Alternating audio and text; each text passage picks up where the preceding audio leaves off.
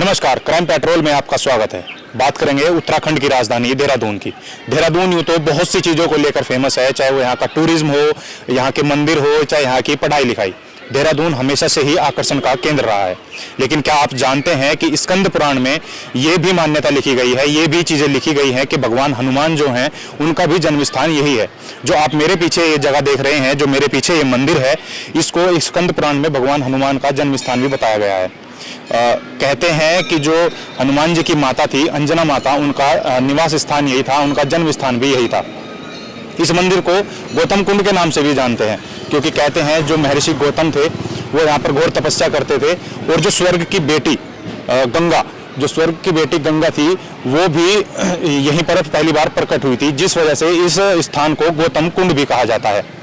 इस मंदिर को लेकर बहुत सी मान्यताएं हैं, पुराणों में भी इस मंदिर को लेकर बहुत सी चर्चाएं हैं, बहुत से घटनाक्रम हैं। तो इस मंदिर के अंदर चलते हैं और जो यहाँ के महर्षि हैं हेमराज जी महाराज, उनसे बात करेंगे और जो पुराणों में लिखा गया है उन घटनाक्रमों को जानने की कोशिश करेंगे।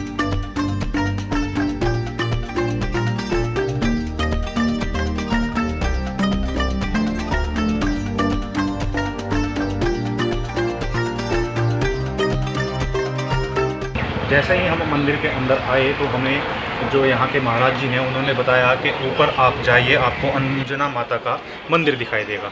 जैसे ही हम ऊपर आते हैं, यहाँ पर जो सीढ़ियाँ हैं वो इतनी सुंदर तरीके से बनाई गई हैं।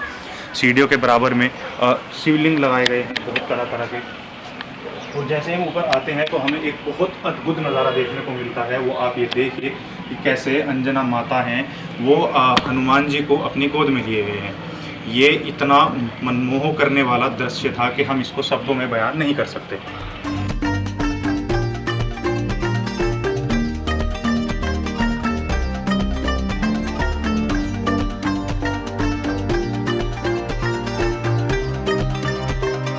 हमारे साथ मंदिर के महंत हेमराज जी महाराज हमारे साथ हैं। यहाँ मंदिर को लेकर, जो हनुमान जी का जन्म स्थान को लेकर जो मान्यताएं हैं वो क्या कहती है पुराण इसको लेकर? सभी आप लोग को भी शुभकामना देता हूँ। आपने जैसे हिंदुस्तान में उत्तराखंड के पवित्र जगह को प्रचार करना जा रहे हैं, उसको भी मैं आपको धन्यवाद देता हूँ। सबसे पहला यह सतयुग की टाइम है। सतयुग में महर्षि गौतम महाराष्ट्र से होते हुए आया, नासिक से होते उत्तर की तरफ है। यहाँ जो घनघोर जंगल था, वो घनघोर जंगल में अहिल्या अंजना माता 9 महीना 27 दिन की थी, गोदी में लेकर जब इधर आया। तो यहाँ से उस समय में पानी पुनी तो था नहीं, संसार के अंदर में जंगल, महर्षि लोग जंगल का किनारा ही बैठते थे। आप कोई जितनी भी ऋषि है वो जंगल का किनारा, उसको मतलब दर्शन लेना बहुत मुश्किल पड़ते थे। तो वो नहाने के लिए यहाँ से हरिद्वार जाते थे वो।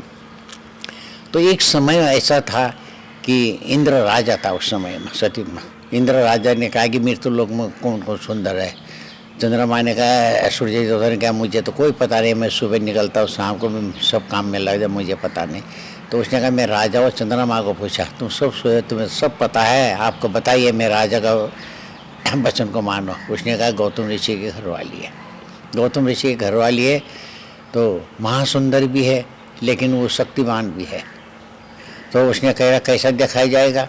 उस समय में कोई घर ही नहीं था, कुछ नहीं था। तो लोग कैसे चलते, चिड़िया, ये चिड़िया की आवाज़ सुनकर 4 बजे, मुर्गे की आवाज़, ठीक टाइम में सप्तऋषि बिल्कुल बीच में आ जाएगा ना, 12 बजा होता है, थोड़ा सा किनारे में आ जाए 1 बज जाएगा, सप्तऋषि 7 तारे। तो इसी करते थे लोग। तो मुर्गे का आवाज़ देते समय जिसने बांध दिया सीधा हरिद्वार पहुँचे गए 2 बजे। तो 2 बजे बांध देते वहाँ गंगा माँ, क्योंकि स्नान 2 बजे कोई स्नान नहीं करते, 4 बजे के बाद ही करते। तो जो डुबकी लाया महर्षि गौतम वहाँ था, डुबकी लगाया था माँ गंगा ने, कौन पापी है नहाने वाला। उसने कहा माँ मैं गौतम ऋषि हूँ, आपके 12 साल हो गए यहाँ आते नहाते, चल तेरे में छल में वहीं पहुँचूँगी। तो गंगा आगे गंगा पीछे अपना योग से गौतम ऋषि यहाँ, तो गंगा प्रकट हो गए। तो गौतम ऋषि को क्रोध हो गया, क्योंकि पहले ऋषि लोग क्रोध होते थे। करते समय क्या हुआ कि किसी देवता से पार करता, बोली नहीं। तो उसने कहने लगी ना किसी दब बताओ, वो चुप बैठ गए। तो उसने कहा जा आज मैं तुझे शराब देता हूँ पत्थर का, जा पत्थर बनेगी। उसको शराब दिया। उसके बाद ना अंजना से पूछा कि हाँ मेरी माँ तो कोई बात कर रही थी, लेकिन वही समय तो पिताजी होगा और शौक हो गया।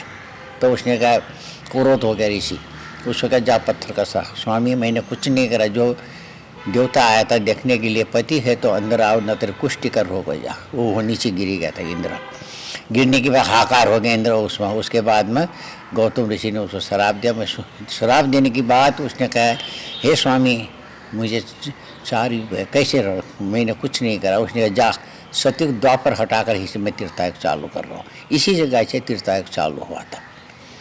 ये सब में है, केदारखंड में सब में लिखा हुआ है। तीर्थाटन चालू होते ही उसके बाद में हसनापुर यहाँ से आ गए ऋषि पीछे वहाँ से। तो फिर उसको अंजना को शराब दे दी थी उसने कि मेरे को चुगली का तुझे भी कलंक लग गया। तो फिर अंजना माता ने तब गए तगरने पावन पुत्र हनुमान जी तो काम से पैदा हुआ था। तो काम होने के फिर भगवान शिव ने अमरनाथ जा रहे थे। अमरनाथ जाते समय केदारखंड में पहले नंबर भाग में इतिहास यहाँ से लेकर हिमाचल, उत्तराखंड, नेपाल का उसमें दिया हुआ है कि जब ये घनघोर जंगल में आपने भगवान शिव ने कहा यज्ञ करना है, यज्ञ हुआ। यज्ञ करते समय एक बाल खिल्ली ऋषि औंठे के बराबर था, छोटा सा। तो इंद्र हंसना लग गया। इंद्र को कहा, देख जा तू जा रहा ना, मैं भगवान शिव ने मुझे बुलाया हुआ, मैं मुझे आना है वहाँ। तो इंद्र ने हंस रहा था। उसने जब यज्ञ होने के बाद में पसीना हुआ, पसीना के बाद में गरुड़ की उत्पत्ति हो गई। गरुड़ की उत्पत्ति होते समय तो गरुड़ ने वो मांगा वरदान कि भगवान मुझे कोई चीज़ का जहर नहीं चढ़े। तो इसलिए छिपकली सांप सब खाते हैं ना गरुड़, पंछी इनको नहीं लगता है जहर। गरुड़ को नहीं चलता ना, बड़े बड़े साग नाग सब खा लेते हैं, उसको मतलब वो नहीं लगता। मगर तो फिर उसके बाद में जब पूरा यज्ञ होने के बाद ब्रह्मा विष्णु इंद्र सब में बैठे हुए, उसके बाद में गरुड़ ने कहा भगवान अब मेरे से वरदान ले लो।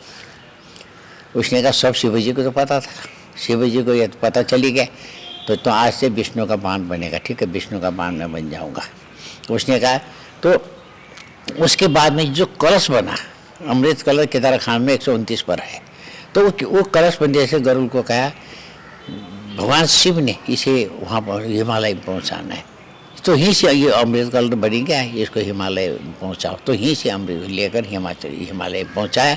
वहाँ छोड़कर गरुड़ चली गया। तो गरुड़ ने जो वरदान मांगा था, जो राम को नागफास चला था ना, काटने वाला कोई नहीं था, तो वहाँ काम लगाया था उसको, नागफास काटा था ना। अच्छा।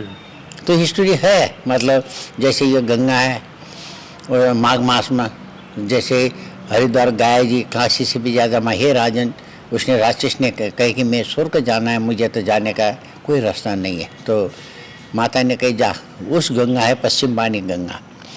तो ये आसन भी कहते हैं, पश्चिम वाणी गंगा कहते हैं। ये भारत पर दो ही जगह, एक नर्मदा 10 किलोमीटर है, ये 50 किलोमीटर जाती है पश्चिम की तरफ। भारत में दो ही जगह है पश्चिम में बगने वाला।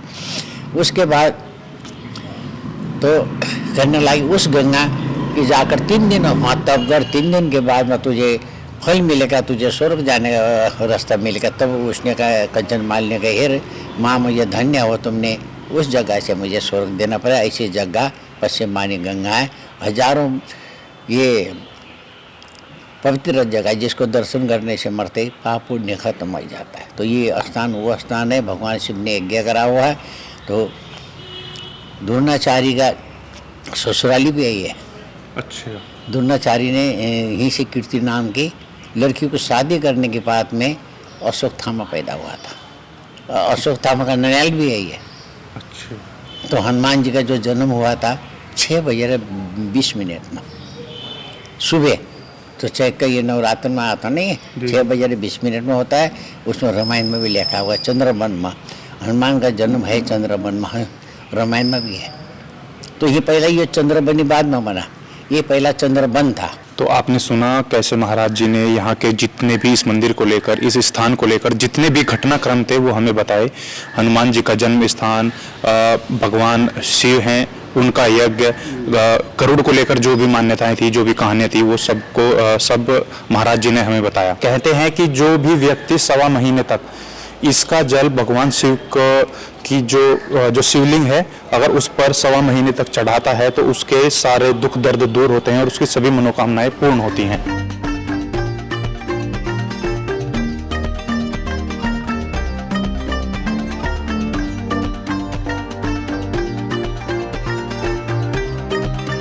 हमने अभी तक आपको मंदिर का एक हिस्सा दिखाया, दूसरा हिस्सा मेरे पीछे हैं। कहते हैं कि यहाँ भगवान शिव ने यज्ञ किया था और यज्ञ से जो अमृत कलश की उत्पत्ति हुई थी, जो स्थापना हुई थी, वो यही थी जिससे गरुड़ हिमालय लेकर गए थे।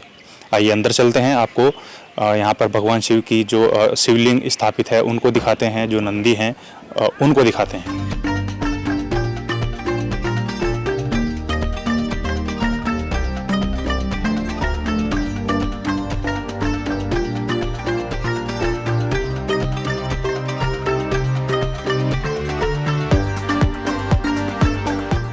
अभी हम जब मंदिर के दूसरे वाले हिस्से में आए तो यहाँ रहने वाले रोबिन गिरी जी ने हमें यहाँ के जो मंदिर को लेकर जो कथाएं हैं या जो भी मान्यताएं हैं वो इन्होंने हमें बताई।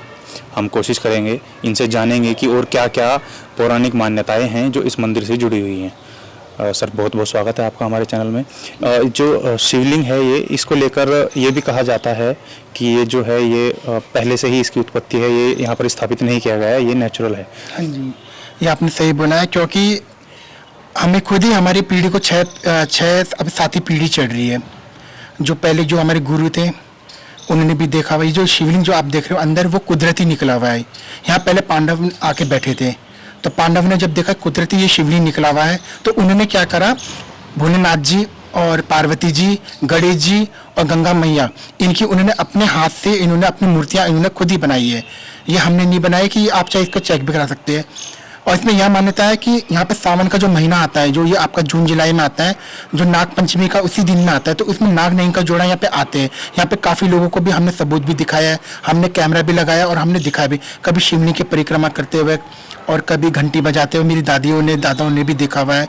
तो यहाँ काफ़ी लोगों ने भी देखा हुआ है और यहाँ पे काफ़ी लोगों का मनोकामना भी पूरी होती है। सावन का महीना, शिवरात्रि का महीना और जैसे अरे कोई त्यौहार है उसमें काफ़ी भीड़ होती है यहाँ पे, जिसकी मान्यता काफ़ी है यहाँ पे। और काफ़ी लोगों का यहाँ पे माना जाता है कि उनकी मनोकामना भी काफ़ी से पूरी हुई है, तो अपने श्रद्धा से वो आते हैं। जब मनोकामना होती है तो यहाँ पे भोलेनाथ की कृपा से वो अपने आप ही जो श्रद्धा से वो करके चले जाते हैं, अपना काम जो होता है वो करके चले जाते हैं।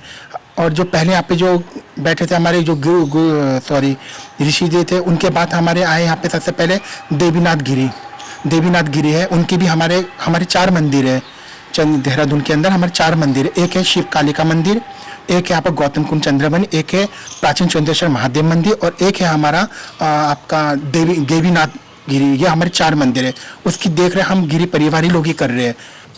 आप इस चीज़ से भी अंदाज़ा लगा सकते हैं कि ये मंदिर कितना मान्य है, लेकिन ये हम लोगों का दुर्भाग्य है कि लोग अपने मंदिरों को नहीं जानते, वो उन स्थानों को नहीं जानते जहाँ पर साक्षात भगवान कभी हुआ करते थे।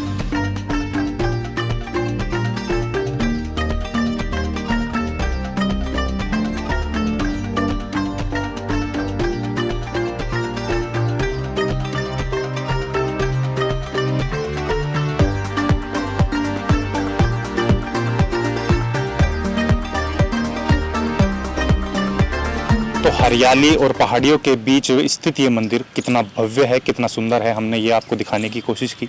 हमने ये भी आपको दिखाने की कोशिश की कि कैसे पौराणिक घटनाएं इस मंदिर से जुड़ी हुई हैं।